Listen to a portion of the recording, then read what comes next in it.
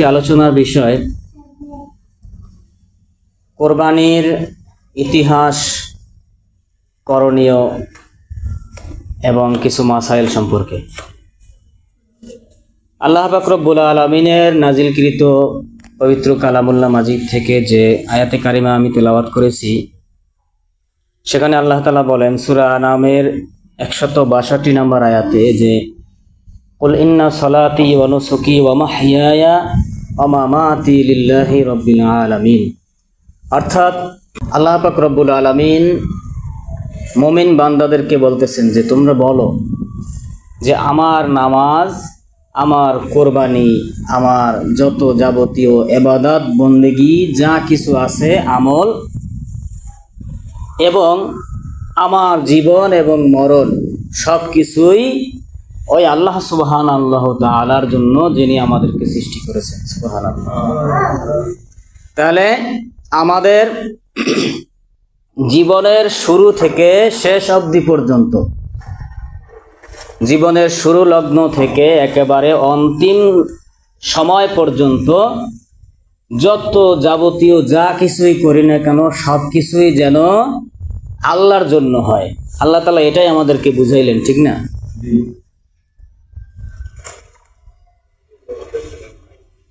এই কথার ব্যাখ্যা কিন্তু এরকমই। আল্লাহ তাআলা বলছেন যে তোমার নামাজ, তোমার কোরবানি, তোমার যত যাবতীয় ইবাদত বন্দেগী, জীবন মরণ সব কিছুই যেন আমার জন্য হয়। তাহলে বোঝা গেল যে আমার জীবনের শুরু লগ্ন থেকে, দুনিয়ায় আসার সময় থেকে শুরু করে মৃত্যুক্ষণ আসার মানে মৃত্যুর মুমূর্ষু অবস্থায় যখন পর্যন্ত আপনি কাতরাবেন, যতক্ষণ পর্যন্ত আপনি দুনিয়ায় জীবিত আছেন, শ্বাস প্রশ্বাস নিতেছেন, জন্ম থেকে শুরু করে সেই মৃত্যু লগ্ন পর্যন্ত আপনার যেমন সব কাজকর্ম যেন আল্লাহর খুশির জন্য হয়। এটাই আল্লাহ তাআলা আমাদেরকে বুঝাইতে চাইলেন যে এমন কোনো কাজ যেন না হয় যেটা আমি আল্লাহ তাআলা অসন্তুষ্ট হয়ে যায়। এর জন্য আমার নামাজ, আমার কোরবানি, আমার যত যাবতীয় ইবাদত আছে, আমার জীবন থেকে শুরু করে আমার মরণ পর্যন্ত সব কিছুই হতে হবে কার জন্য? একমাত্র আল্লাহ তাআলার জন্য, একমাত্র আল্লাহ তাআলাকে রাজি খুশি করার জন্য। তাহলে আমাদের জীবনটা সফল কাম হবে। তাহলে কি হবে? জীবনে সফলতা আসবে ইনশাআল্লাহ। আল্লাহ পাক রব্বুল আলামিন পবিত্র কোরআনের আরেকটা জায়গায় তিনি বলেছেন যে মুমিনদের জান এবং মাল আল্লাহ তাআলা জান্নাতের বিনিময়ে কিনে নিয়েছেন, ক্রয় করে নিয়েছেন। সুবহানাল্লাহ। আমি তো জান্নাত কামনা করি, জান্নাত চাই, জান্নাতের আশা করি, আকাঙ্ক্ষা করি। তাহলে জান্নাত পেতে হলে আমাদের জান এবং মাল, আমাদের জীবন এবং অর্থ সম্পদ সব আল্লাহর রাস্তায় ব্যয় করতে হবে। শুধু ঢোলা ভরে রাখলেই আল্লাহ তাআলাকে পাওয়া যাবে না। ব্যাংক ব্যালেন্স করলে, অট্টালিকা করলে আল্লাহকে পাওয়া যাবে না, সম্ভব না, কশিনকালেও সম্ভব না। ব্যাংকে আপনি টাকা রাখবেন আর ওইখান থেকে মুনাফা হবে, কি বলে ওটার? সুদ বলে না, ইন্টারেস্ট বলে, মুনাফা বলে। হ্যাঁ, সুদ না বলে, ওটা বলে সুদ না, মুনাফা, মুনাফা। হ্যাঁ, তাহলে আপনি, আপনার সাথে আল্লাহ তাআলার কন্ট্রাক্ট হয়েছে, ওয়াদা হয়েছে, আপনার সাথে আল্লাহর সাথে সংকল্পবদ্ধ হয়েছেন আপনি, আমরা সবাই জান্নাতে যদি যেতে হয় তাহলে এই শর্তগুলো মানতেই হবে। তোমার জান এবং মাল আল্লাহর রাস্তায় সম্পূর্ণ ব্যয় করতে হবে। যখন তোমার জান দেওয়ার ডাক আসবে, তোমার জান, তোমার জীবন দিয়ে দিতে হবে। যখন তোমার মাল, অর্থ সম্পদ, তোমার মান সম্মান দেওয়ারও যদি ডাক আসে, সেটাও দিয়ে দিতে হবে, শুধুমাত্র ইসলামের স্বার্থের জন্য, আল্লাহর খুশির জন্য। সুবহানাল্লাহ। তাহলে জান্নাত পাওয়া সম্ভব, নয়তো না।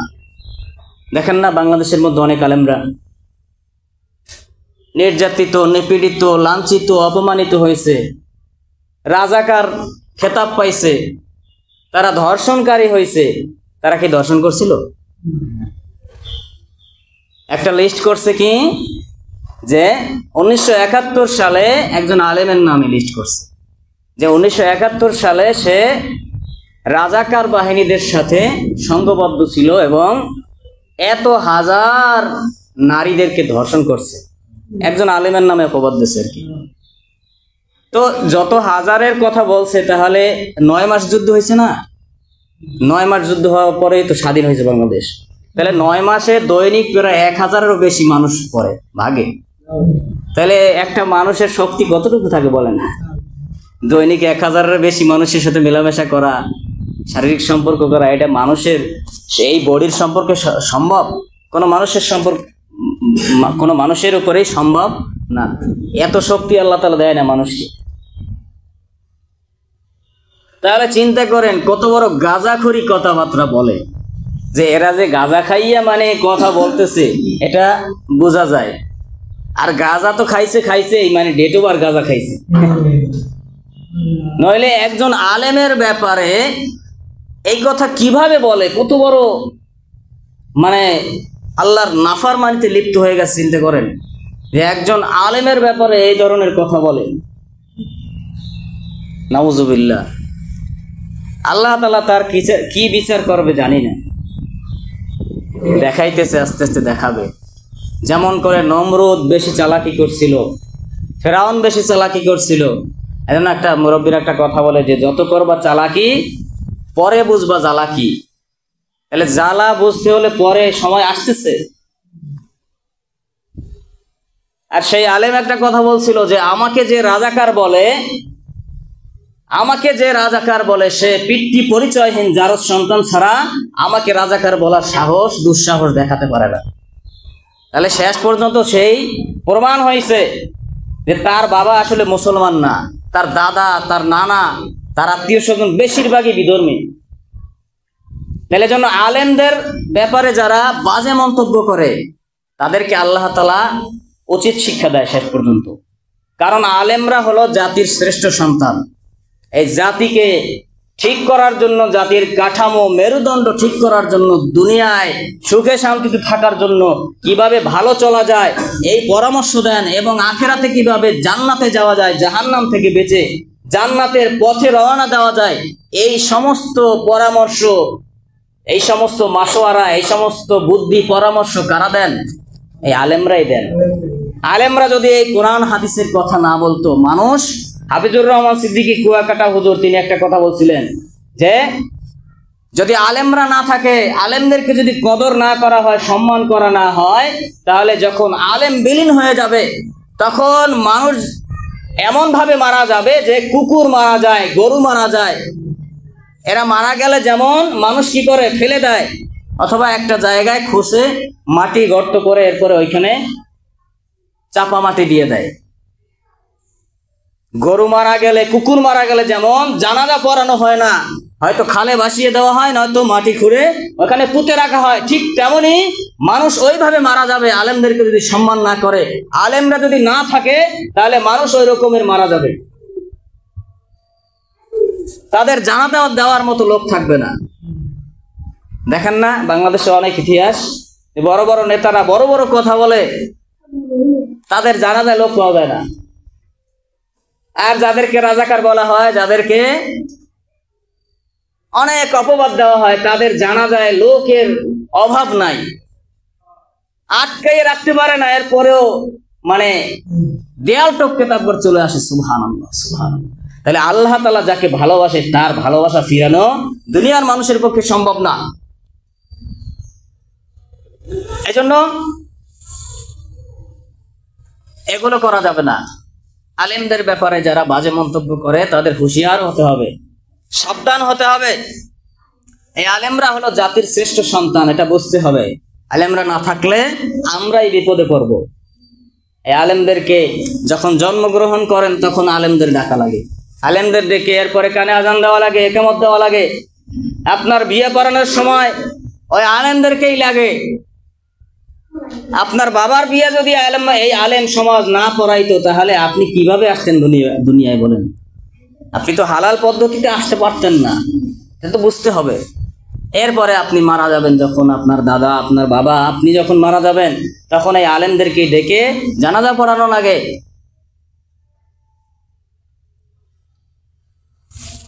আমরা তো জানাজা কিভাবে পড়তে হয় এটাও অনেকে জানি না, জানাজার দোয়া জানি না, জানাজার নিয়ত, জানাজার নামাজে দাঁড়িয়ে ওই সময় বলা লাগে, বাংলায় বলা লাগে, আরবিতে বলা লাগে। আর ওইখানে 2 মিনিটের মধ্যে বললে কি মুখস্থ হয়ে যাবে? একজন নেতার একটা ঘটনা শুনেন। তার মা মারা গেছে, বড় একজন নেতা। এখন জানাজা নামাজ পড়বে, কিভাবে পড়বে এটাই সে জানে না। আজীবন নেতাগিরি করছে, টাকার পিছনে দৌড়াইছে, এলেম কালাম যারে কয় কিচ্ছু শিখতে পারে নাই। আল্লাহ তাআলা তিনি বলেছেন যে যারা কোরআন এবং হাদিসের কিচ্ছু শিখলো না, তারা যদি দুনিয়ার সবকিছু শিখে ফেলে তারপরেও সে মূর্খ আমার কাছে। আল্লাহু আকবার। তাহলে কোরআন হাদিসের যদি আমরা কিচ্ছু না শিখতে পারি, দুনিয়ার সবকিছু শিখলেও এই শেখার আল্লাহর কাছে কোনো দাম নাই। তাহলে ওই নেতা, তার মা মারা গেছে, এখন জানাজার নামাজে ওই দিনকে ছিল বৃষ্টি পরে কাদা হয়ে গেছে। এখন জানাজার নামাজে সারিবদ্ধভাবে দাঁড়াইছে, জানাজার নামাজে তো সেজদা দেওয়া লাগে না, লাগে না। এখন নেতা বলতেছে কিরে, এইভাবে কাদার মধ্যে দাঁড়াইলাম, সেজদা দেবো কোন জায়গায়? কি কইতেছে? হুজুর, ইমাম সাহেব হুজুর, সেজদা দেবো কিভাবে? সামনে দিয়ে পানি, কাদা। সবাই জানাজায় গেলে পর মানুষের তো এমনিতেই মনটা একটু নরম থাকে, ঠিক না? মুখে কোনো হাসি থাকে না, কিন্তু সবাই খিলখিল করে হেসে দিচ্ছে যে এই বোকা বলে কি, এই নেতা হইতে পারে কিন্তু এ তো সবচেয়ে বড় একটা বোকা, যে জানাজার নামাজে কোনো সেজদা নাই, এ বলতেছে কি যে সেজদা দেবে কোন জায়গায়? তাহলে এরকম হলে তো হবে না। তাহলে আলেমদেরকে আমাদের সব জায়গায় লাগে। তাহলে যে কথা বলতেছিলাম যে আল্লাহ পাক রব্বুল আলামিন আমাদেরকে জান্নাত দেওয়ার বিনিময়ে আমাদের জান এবং মালকে কিনে নিয়েছেন। তাহলে এই জন্য আমাদের জীবন থেকে শুরু করে মরণ পর্যন্ত আমাদের নামাজ, আমাদের কোরবানি, যাবতীয় ইবাদত সবকিছুই কার জন্য হতে হবে? আল্লাহ তাআলার জন্য হতে হবে। তাহলে এই যে আমরা কোরবানি করি, এই কোরবানির কিছু ইতিহাস সম্পর্কে আপনাদের কাছে বলি। এই কোরবানি যদিও আমাদের জাতির পিতা ইব্রাহিম আলাইহিস সালাম থেকে শুরু হয়েছে, কিন্তু তার আগে থেকেও কিন্তু এই কোরবানি ছিল, যদিও এভাবে ছিল না, অন্যরকম ছিল। কিভাবে ছিল? বাবা আদম আলাইহিস সালাম, আমাদের আদি পিতা, তার যুগ থেকেই এই কোরবানির প্রচলন, রেওয়ায়েত চলে আসতেছে। তখনকার সময় এরকম ছিল যে যার যেটা প্রিয় বস্তু আছে, প্রিয় খাদ্য হোক, প্রিয় শস্য হোক, প্রিয় প্রাণী হোক, পোষা প্রাণী ইত্যাদি যা কিছুই হোক না কেন, ওই পছন্দনীয় দ্রব্য থেকে, জিনিস থেকে একটা জায়গায়, মনে করেন পাহাড়ের একটা চূড়ায় রেখে আসবে এবং ওইখানে রেখে সে চলে আসবে। কিছুক্ষণ পরে বা একদিন পরে গিয়ে সে দেখবে, যদি তার ওই রেখে আসা মাল সামানগুলো, তার দ্রব্যগুলো যদি আগুন দিয়ে ভস্ম করে দেওয়া হয়, পুড়িয়ে ছাই করে দেওয়া হয়, তাহলে বোঝা যাবে যে তার কোরবানি কবুল হয়েছে। সুবহানাল্লাহ। তাহলে যার কোরবানি কবুল হবে না, তার দানকৃত, কোরবানিকৃত যে বস্তুটা ওইখানে রেখে আসছে, ওইটা ওইখানেই যেরকম রেখে আসছে ওইভাবেই থাকবে। তাহলে হাবিল এবং কাবিল তারা এরকম কোরবানি করত। তো হাবিল, তার কোরবানি কবুল হয়ে গিয়েছে, কাবিলের কোরবানি কবুল হয় নাই। তো সেই আমাদের আদি পিতা থেকে এরকমের ক্রমান্বয়ে কোরবানি চলে আসতেছে। কিন্তু আমাদের জাতির পিতা ইব্রাহিম আলাইহিস সালাম তখন থেকে আমাদের এই যে প্রাণী কোরবানি করা, পশু কোরবানি করা, এইটার প্রচলন একেবারে মানে গাঢ়ভাবে, খুব গুরুত্ব সহকারে এটা প্রচলন হয়েছে। এজন্য বিশ্বনবী সাল্লাল্লাহু আলাইহি সাল্লাম তিনি বলেন যে এই কোরবানি করা, এটা হলো তোমাদের জাতির পিতা ইব্রাহিম আলাইহিস সালামের সুন্নাত। সুবহানাল্লাহ। তাহলে এই কোরবানি করলে, কোরবানি পালন করলে যেমন জাতির পিতা ইব্রাহিম আলাইহিস সালামের সুন্নাত পালন করা হবে, ঠিক তেমনি আদম আলাইহিস সালামের সুন্নাত পালন করা হবে, সমস্ত নবীদের সুন্নাত পালন করা হবে, এমনকি আমাদের বিশ্বনবী সাল্লাল্লাহু আলাইহি সাল্লামেরও সুন্নাত পালন করা হবে। তাহলে জাতির পিতা ইব্রাহিম আলাইহিস সালাম তিনি স্বপ্নে দেখলেন, এখানে অনেক কাহিনী আছে, অনেক ঘটনা আছে যে তার সন্তান হয় না, এরপরে 80 বছর বয়সে আল্লাহর কাছে দোয়া করতে করতে এরপরে আল্লাহ তাআলা একটা পুত্র সন্তান দিছে, যার নাম কি ইসমাইল আলাইহিস সালাম। এত প্রিয় ছিল যে 80 বছর বয়সে যদি আপনার একটা সন্তান হয়, ওই সন্তানের প্রতি আপনার কেমন মায়া থাকবে বলেন? অনেক মায়া থাকবে না? অনেক মহব্বত থাকবে, যে এই সন্তানকে যেন কখনোই হাতছাড়া করা না লাগে। সব সময় আপনি কি করবেন? চোখে চোখে রাখবেন, এই সন্তান যেন আমার চোখের আড়াল না হয়, এই সন্তান যেন কোনো বিপদে না পড়ে, ঠিক না? এরকম আমরা মায়া করে রাখবো। তাহলে 80 বছর বয়সে যে সন্তান হয়েছে, ওই সন্তানকে আল্লাহ তাআলা হুকুম দিচ্ছেন যে তোমার স্ত্রী এবং সন্তানকে কি করো? বনবাসে রেখে আসো, তাকে দূর দেশে রেখে আসো। সেই দূর দেশে রেখে আসার পরে এরপরে কিছুদিন পর বড় হয়েছে, মনে করেন 10-11 বছর বা 9-10 বছর এরকম বয়স হওয়ার পরে আল্লাহ পাক রব্বুল আলামিন জাতির পিতা ইব্রাহিম আলাইহিস সালামকে স্বপ্নে দেখালেন যে তোমার প্রিয় বস্তুকে কোরবানি করে দাও। ইব্রাহিম আলাইহিস সালাম তিনি বুঝতে পারলেন নবীদের স্বপ্ন কিন্তু এটা আসলে স্বপ্ন না, এটা কি? ওহী, এটা আল্লাহর নির্দেশ, আল্লাহ তাআলার হুকুম, আল্লাহ তাআলার পক্ষ থেকে বার্তা, মেসেজ। তাহলে তিনি বুঝতে পারলেন যে আমার প্রিয় জিনিস তো আমার সন্তান, তাহলে আল্লাহ তাআলা নিশ্চিত আমার সন্তানকে কোরবানি করার জন্য বলছেন। সুবহানাল্লাহ। তিনি কি করলেন? গিয়ে সাথে সাথেই ইসমাইল আলাইহিস সালামকে কোরবানি করা শুরু করলেন নাকি? সাথে সাথে কোরবানি করছে? করে নাই। সন্তানের কাছে গিয়ে জিজ্ঞেস করছে যে আমার সন্তান, আমি তো এরকম স্বপ্নের মধ্যে দেখলাম যে আমি তোমাকে কোরবানি করতেছি, বা আল্লাহ তাআলা আমাকে তোমাকে কোরবানি করার জন্য বলছেন। এখন তোমার এখতিয়ার কি? তোমার পরামর্শ কি? তোমার মন্তব্য, মতামত দাও। সুবহানাল্লাহ, সুবহানাল্লাহ। তাহলে দেখেন এইখান থেকে আরেকটা শিক্ষা আমাদের, যে আমরা অনেক সময় সন্তানদের উপরে অনেক কিছু চাপিয়ে দেই, যে এইটা তোমার করতেই হবে, এইটা তোমার পড়তেই হবে, এই পড়াশোনা তোমার করতেই হবে, তোমার হেফজ পড়তেই হবে, তোমার মাওলানা পড়তেই হবে, তোমার স্কুলে পড়তেই হবে, তোমাকে কিন্ডারগার্টেনে ভর্তি করাবো, এইখানেই তোমার থাকতে হবে। সন্তানের মতামতের গুরুত্ব অনেক মা বাবাই দেয় না, খুবই কম। তাহলে এইখান থেকে আমাদের একটা শিক্ষা হলো যে সন্তানের মতামতেরও গুরুত্ব দেওয়া। এটা কিন্তু আল্লাহ পাক রব্বুল আলামিন পবিত্র কোরআনের মধ্যে জানিয়ে দিয়েছেন।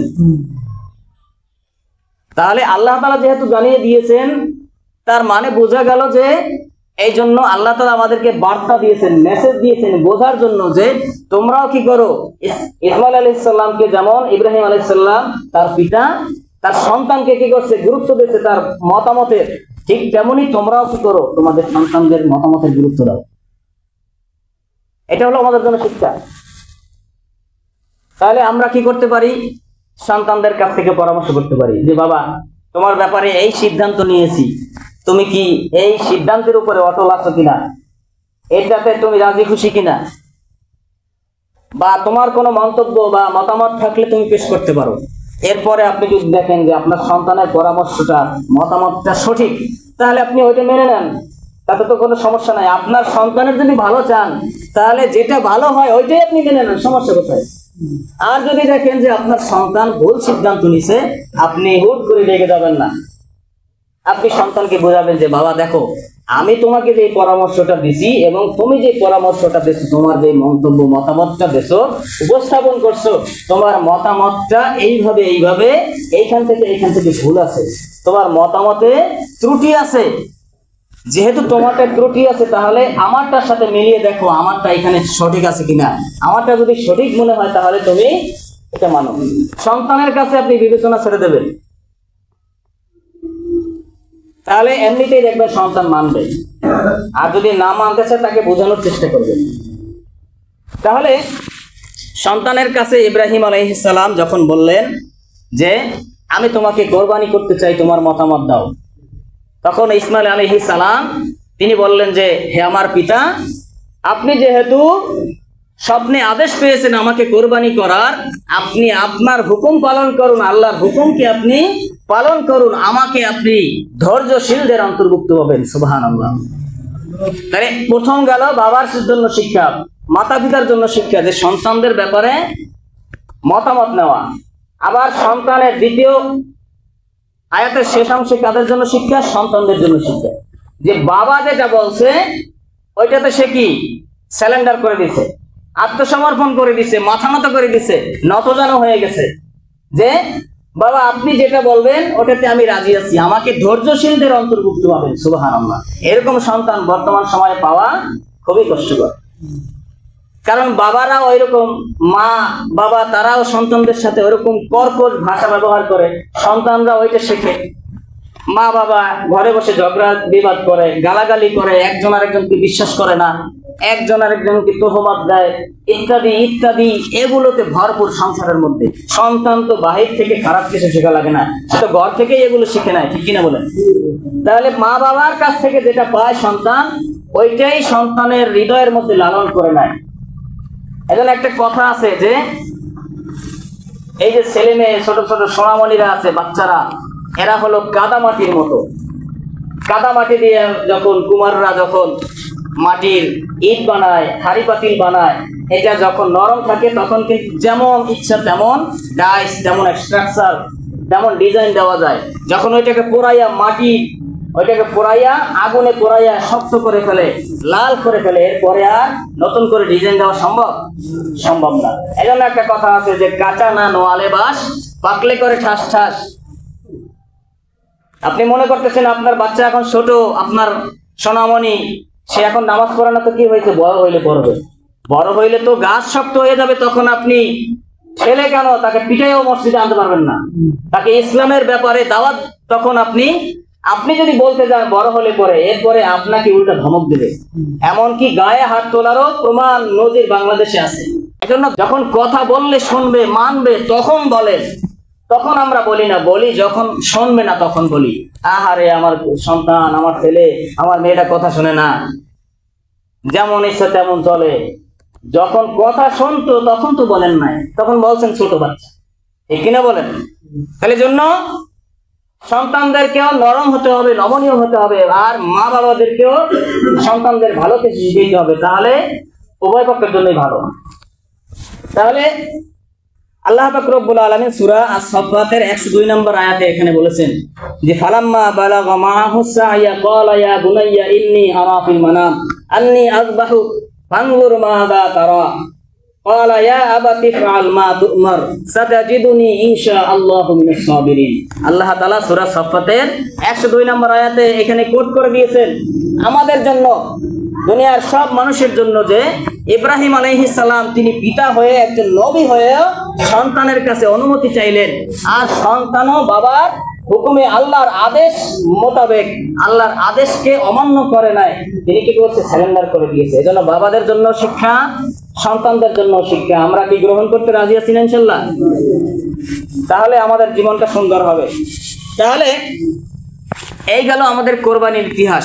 এরপরে যখন তিনি রাজি হয়ে গেলেন, ইব্রাহিম আলাইহিস সালাম কি করলেন? মনের মধ্যে তো কত মায়া, আরে 80 বছর বয়সে আমার সন্তান হয়ে যায়, সন্তানটাকেও জবাই করে দিতেছি আল্লাহর নামে কোরবানি করে। যতই ইমানের ধার থাকুক না কেন, নিজের প্রিয় জিনিস কোরবানি করতে মায়া লাগে না? নিজের রক্তের সন্তান, তিনি ধারালো ছুরি দিয়া পোষাইতেছে, জবাই হয় না, বারবার চেষ্টা করতেছে, হয় না, চাকু ছড়া পরে গিয়ে পাথরের উপর পড়তেছে, পাথর কেটে যায়, তারপরেও ইসমাইল আলাইহিস সালামের মুন্ডন আলাদা হয় না। সুবহানাল্লাহ। চিন্তা করতে পারেন, আল্লাহ পাক রব্বুল আলামিন বলতেছে যে ও আমার খলিল, আমার বন্ধু, ওইভাবে হবে না। কিভাবে? তুমি চক্ষু বন্ধ করো, চক্ষু বন্ধ করে এরপরে তুমি আল্লাহু আকবার বলে তুমি জবাই শুরু করে দাও। সুবহানাল্লাহ। এখন যখন চক্ষু বন্ধ করে চাকু নিয়ে জবাই করতে যাইবেন, আল্লাহ পাক রব্বুল আলামিন বললেন যে আমার ফেরেশতা জিবরাইল, তুমি সাথে সাথে চলে যাও জান্নাত থেকে একটা দুম্বা নিয়ে। আমার খলিল এই পরীক্ষায়ও পাস করে গেছে। সুবহানাল্লাহ। আমার খলিলকে ফিরিয়ে রাখা সম্ভব না, সে তো নিজের সন্তানকে জবাই করতে বসছে, তাড়াতাড়ি যাও, নয়তো ইসমাইল জবাই হয়ে যাবে।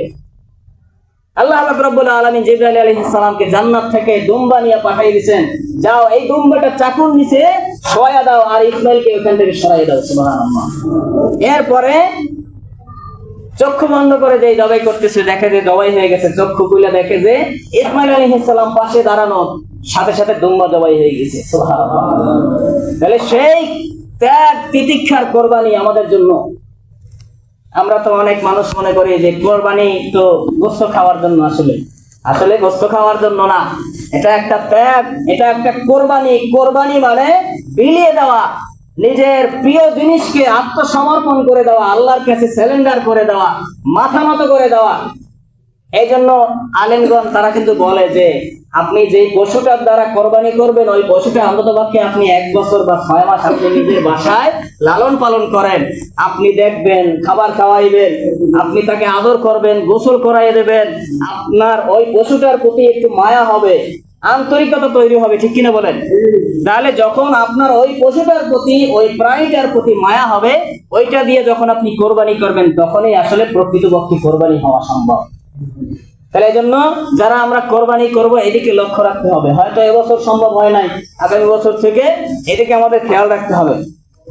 তাহলে কোরবানির কিছু মাসাইল সম্পর্কে আমরা জানি। 1 নাম্বার পয়েন্টে কিছু শর্ত আছে কোরবানি কারা করবে।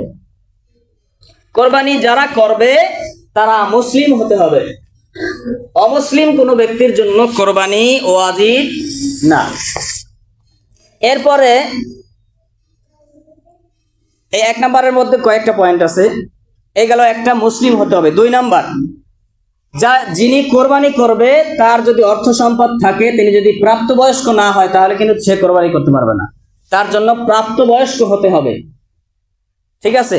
তাহলে সে কোরবানি করতে পারবে। 3 নাম্বার, সে সুস্থ মস্তিষ্কের অধিকারী হতে হবে, তার মাথা ঠিক থাকতে হবে, ব্রেন ক্লিয়ার থাকতে হবে। অনেক মানুষ আছে মস্তিষ্ক বিকৃত, সে কথা কি বলে সে বোঝে না, নিজেও জানে না, পাগল যাকে বলে, তার মাথা সেন্স ঠিক নাই। এই সমস্ত ব্যক্তিও যদি অর্থ সম্পদের মালিক হয়, নেশাব পরিমাণ সম্পদের মালিক হয়, তারপরেও তার উপরে কোরবানি ওয়াজিব হবে না। এরপরে হলো 4 নাম্বার, মুকিম হওয়া। মুকিম হওয়া মানে মুসাফির না হওয়া। মুসাফির কাকে বলে? যে 48 মাইল অথবা 78 কিলোমিটার যদি কোনো ব্যক্তি রওনা দেয় দূরের পথে, তাহলে সেই ব্যক্তি মুসাফির, তার জন্য কোরবানি ওয়াজিব হবে না। তাহলে যে ব্যক্তি মনে করেন মুসাফির না, তার জন্য কোরবানি ওয়াজিব। এরপরে নেশাব পরিমাণ সম্পদের মালিক যদি হয়, সেটা আপনি মনে করেন কোরবানি 10ই জিলহজ থেকে 12ই জিলহজের সন্ধ্যার আগ পর্যন্ত যদি তার এই সম্পদ জমা হয়, সঞ্চয় হয়, অবশিষ্ট থাকে, তাহলেও তার মাধ্যমে কোরবানি ওয়াজিব হবে। এরপরে আপনার এই নেশাব পরিমাণ বলতে কি বুঝি আমরা? যে স্বর্ণের 7.5 ভরি, 7.5 ভরি পর্যন্ত স্বর্ণের যে দাম আছে, অথবা মনে করেন রূপার মাধ্যমে 52.5 ভরি রূপার যে দাম আছে, অথবা আর্থিকভাবে এইটা হিসাব করলে এইভাবে যতটা অ্যামাউন্ট আপনার কাছে অবশিষ্ট থাকবে আপনার জীবন ব্যবহারের সবকিছু বাদ দিয়ে, তাহলে এটা যদি 10ই জিলহজ থেকে 12ই জিলহজ সন্ধ্যার আগ পর্যন্ত আপনার কাছে জমা হয়, তাহলেও আপনার উপর কোরবানি ওয়াজিব হবে। এরপর 2 নাম্বার পয়েন্ট হলো কোরবানি কখন করব আমরা।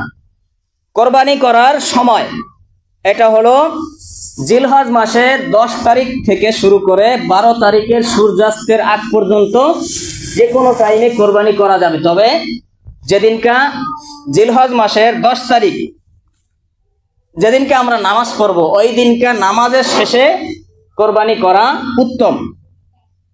এরপরে 2 নাম্বার, যে প্রথম দিন কোরবানি করা উত্তম। 3 নাম্বার হলো যে 3 নাম্বার মাসালা, যদি কেউ কোরবানির নামাজের আগে, কোরবানি ঈদুল আজহার নামাজের আগে কোরবানি করে ফেলে, পশু জবাই করে ফেলে, তাহলে এটা জায়েজ হবে না, তার জন্য নতুন করে আবার পুনরায় কোরবানি করতে হবে। এগুলো 2 নাম্বার পয়েন্টে 3টা।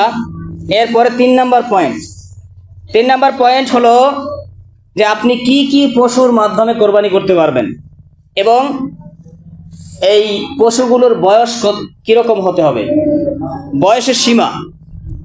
তো আপনি কি কি প্রাণীর দ্বারা কোরবানি করতে পারবেন? 1 নাম্বার হলো উটের মাধ্যমে আপনি কোরবানি করতে পারবেন, গরুর মাধ্যমে, মহিষের মাধ্যমে, ছাগল, ভেড়া বা দুম্বা এগুলোর মাধ্যমে আপনি কোরবানি করতে পারবেন। এছাড়া অন্যান্য যত বন্য পশু, হরিণ, মুরগি বা ইত্যাদি আর বাকি যেগুলো আছে এগুলোর মাধ্যমে কোরবানি করা জায়েজ নাই। এগুলো যদি কেউ করে তাহলে তার কোরবানি হবে না। 3 নাম্বারের 2 নাম্বার বা পয়েন্ট, যে এই যে পশুর মাধ্যমে আপনি কোরবানি করবেন এগুলোর বয়স কিরকম হতে হবে। যে উটের বয়স কমপক্ষে সর্বনিম্ন 5 বছর হতে হবে। কয় বছর? 5 বছরের উট হতে হবে। এর নিচে যদি বয়স হয় তাহলে সেটার দ্বারা কোরবানি হবে না। গরু এবং মহিষ সর্বনিম্ন 2 বছর বয়স হতে হবে, তার মাধ্যমে আপনি কোরবানি করতে পারবেন। ছাগল, ভেড়া এবং দুম্বা এগুলো সর্বনিম্ন 1 বছর বয়সের হতে হবে। তবে ভেড়া এবং দুম্বা এগুলো যদি মনে করেন 6 মাস বয়সের হয়, আর যদি সেটা এরকম বোঝায় তার শারীরিকভাবে গঠনে, তার স্বাস্থ্য, তার গায়ে গোস্ত, মাংস মনে করেন যে 1 বছরের বয়স হয়ে গেছে এরকম মনে হয়, তাহলে সেটার দ্বারা কোরবানি হবে। তবে ছাগল যদি 1 বছরের কম হয় তাহলে সেটার দ্বারা কোরবানি হবে না। এরপরে 4 নাম্বার পয়েন্ট হলো যে আপনার পশুর মধ্যে যদি কোনো ত্রুটি থাকে, কি কি ত্রুটি থাকলে আপনার কোরবানি হবে না। এর মধ্যে দেখেন 1 নাম্বার হলো যে আপনার যে পশু অন্ধ বা একটা চোখ নষ্ট আছে, চোখে দেখে না, বা যে কোনো একটা চোখ নষ্ট, তাহলে এই পশুর মাধ্যমে, সেটা যেই প্রাণী হোক না কেন, এটার মাধ্যমে কোরবানি করা ঠিক হবে না, জায়েজ হবে না। 2 নাম্বার হলো যে পশু রোগাক্রান্ত, অসুস্থ, দাঁড়াতে পারে না, খেতে পারে না, একেবারে শুকিয়ে গেছে ইত্যাদি যে কোনো রোগাক্রান্ত হতে পারে, তাহলে এই পশুর দ্বারাও কোরবানি জায়েজ নাই। 3 নাম্বার হলো কোনো খোরা বা চলতে পারে না, অক্ষম, দাঁড়াতে পারে না, হাঁটতে পারে না। আপনি বাজারে নিয়ে যাইতেছেন, সেখানেও কি জায়গায় নেওয়া লাগে, কোলে করে নেওয়া লাগে, বা যে কোনো ভাবে উঠে নেওয়া লাগে, তাহলে এই সমস্ত পশুর দ্বারা কোরবানি হবে না। এরপরে 4 নাম্বার হলো যে এমন কোনো এত পরিমাণে দুর্বল পশু যে তার হাড়ির মধ্যে যে একটা মজ্জা থাকে না, মগজ বলে অনেকে, মানে যেটাকে ক্যালসিয়াম বলি আমরা, এটা যদি শুকিয়ে যায় তাহলে তো সে হাঁটতে পারবে না, তার পায়ে পাড়া দেবে, পাও মনে করেন গুলোই পড়ে যাইবে, পাও মনে করেন আরেকদিকে কাইতে যাইবে, তাহলে এই সমস্ত পশুর দ্বারা কি করা যাবে না, কোরবানি করা যাবে না। এরপরে মনে করেন আপনার এই সমস্ত পশুর মাথায় অনেক সময় সমস্যা হয়, বা মনে করেন শরীরে যদি মাংস কম থাকে, মাংসে যদি সমস্যা থাকে, তাহলে এগুলোর দ্বারা কোরবানি জায়েজ হবে না। 5 নাম্বার, যে পশুর দাঁত নাই, তবে সেটা যদি পূর্ণ বয়স্ক হয়, বয়সপ্রাপ্ত হয়, তার মাধ্যমে আপনি কি করতে পারবেন, কোরবানি করতে পারবেন, কোনো সমস্যা নাই। এরপরে 6 নাম্বার হলো যে পশুর শিং ভেঙে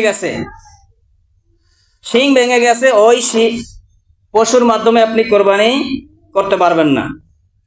7 নাম্বার হলো কোনো পশুর যদি কান বা লেজ কাটা থাকে, সেটা মনে করেন 3 ভাগের 1 ভাগও যদি কাটা থাকে, তাহলে কি হবে না, কোরবানি হবে না। তাহলে আজকে এই পর্যন্তই, যে আমরা যে মাসালাগুলো শুনলাম এবং যে কথাগুলো শুনলাম, আল্লাহ তাআলা যেন আমাদেরকে এই কথাগুলোর উপরে আমল করার তৌফিক দান করুন, আমরা বলি আমিন।